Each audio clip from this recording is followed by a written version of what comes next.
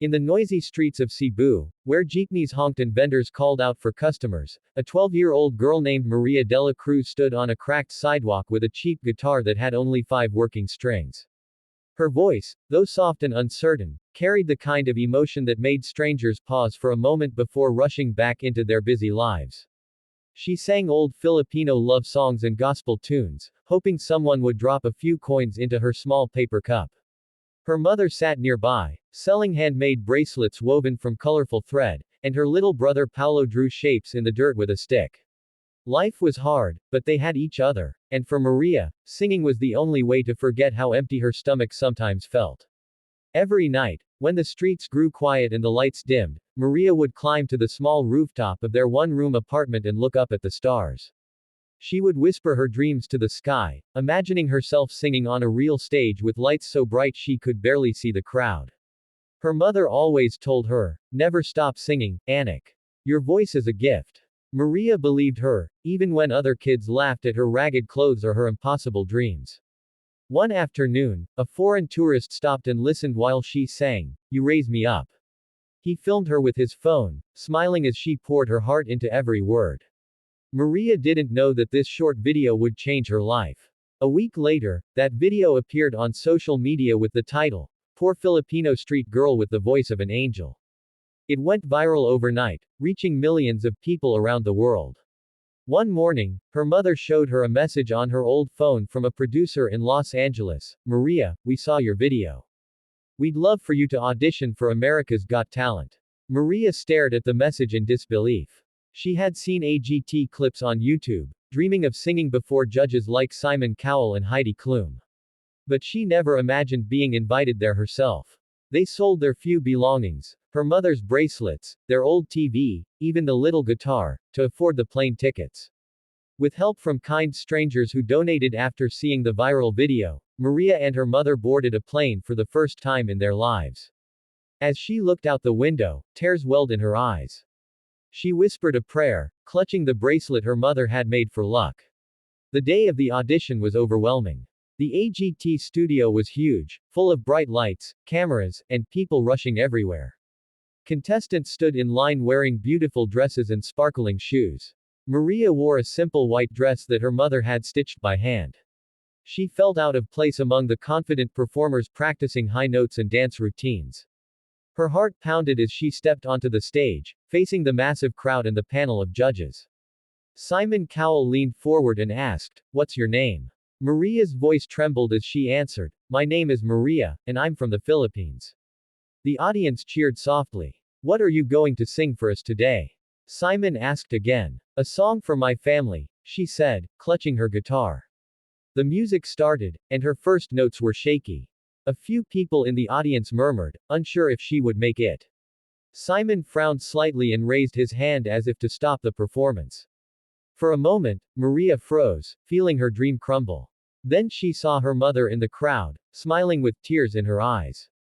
Something inside her broke free. Her voice rose strong and clear, filled with pain, hope, and gratitude. The audience fell silent. Her notes climbed higher, trembling with raw emotion. When she finished, the entire theater stood and applauded. The judges were speechless, and Simon slowly lowered his hand, smiling in awe. "I almost made the biggest mistake of my life," he said. Maria's eyes filled with tears. She covered her mouth, trembling as golden confetti began to fall around her. For the first time, she realized her voice had truly been heard. Maria woke up the next morning to the sound of her mother crying softly. For a moment, she thought something was wrong, but when she looked at the phone screen, she saw the truth: millions of views, thousands of comments, and news headlines flashing her name. Filipino Street Girl Stuns America's Got Talent. And, Simon Cowell silenced by a voice from the streets. Maria didn't know how to react. Her face was on every social media page, her name trending across the world. But despite the attention, she still felt like the same girl from Cebu who sang for coins under the sun. When she arrived at the hotel for interviews, reporters surrounded her. Cameras flashed, microphones were pushed toward her, and everyone wanted to know her story. She spoke shyly, thanking the people who helped her and especially her mother. "I just sing from my heart," she said softly. "That's all I have. Back home in the Philippines, her entire neighborhood gathered around an old television in a small shop. Children screamed her name and waved makeshift flags. Her mother's friends cried with pride, remembering the little girl who used to sing barefoot in the market. Even the mayor called to congratulate them. Donations started pouring in from strangers who wanted to support Maria's journey. For the first time, they had enough money to eat without worrying about tomorrow. Yet, despite the new attention, Maria stayed humble. Every night, she prayed with her mother and whispered, "Thank you, God, for giving me this chance." Still, fame came with pressure. Her next performance would be seen by millions of viewers, and people expected her to deliver something even more powerful. She practiced every day until her throat hurt, determined not to let anyone down. But rehearsals for the semifinals were harder than she expected. The competition grew fierce, and producers wanted her to change her song to something more modern and commercial.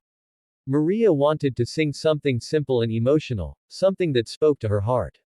"It's too slow," one of the producers told her. "The audience wants energy." She nodded respectfully but felt torn inside.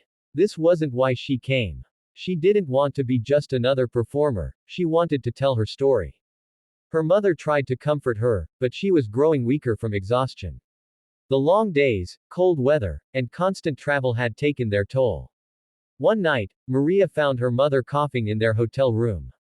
"I'll be fine, Anik," she whispered, forcing a smile. "Just promise me you'll sing your song." The night of the semifinals arrived. The stage lights burned bright, and the crowd roared.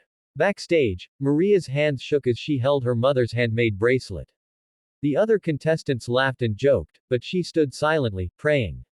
When her name was called, she stepped onto the stage, the microphone trembling in her hand. The music that started wasn't what she had planned, it was the producer's pop track. For a moment, she panicked. Then, something inside her rebelled. She raised her hand, stopped the music, and whispered, "I want to sing a different song." The audience gasped. Simon Cowell looked surprised but nodded. "Go ahead," he said softly. Maria took a deep breath and began to sing, "Never Enough," a cappella. The theater fell silent as her voice rose through the still air. Every note carried the story of her struggles, her love for her mother, and her unbreakable hope. Her high notes soared, trembling but strong, echoing across the hall. Tears streamed down her face, but she kept singing, her voice growing even more powerful. When she finished, the entire audience erupted in applause. Sofia Vergara wiped her eyes and said, "You didn't just sing, you told your soul's story." Heidi Klum added, "That was perfection." Simon leaned forward, his voice calm and full of emotion. "Maria," he said, "you remind us why this show exists. You are what music is supposed to be." Backstage, Maria ran into her mother's arms, crying uncontrollably. Her mother whispered, "You did it, Anik. You sang your truth." The bracelet glowed under the lights as they hugged.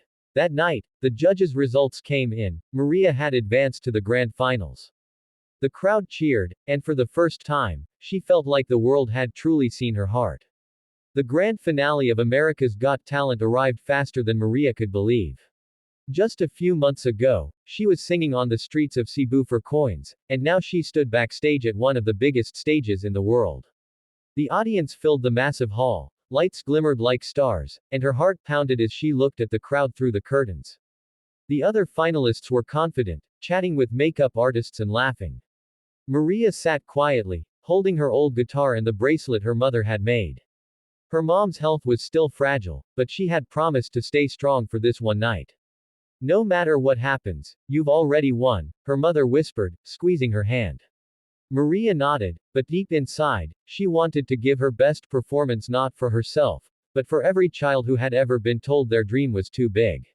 When her name was called, the lights dimmed, and the crowd fell silent. Maria walked slowly to the center of the stage, wearing a simple white gown that had been donated by a fan. She didn't have expensive jewelry or flashy makeup, only the quiet glow of someone who had come from nothing but love and faith. The host introduced her, and the music began, a soft piano melody she had written herself. The song was called, "Wings of Hope."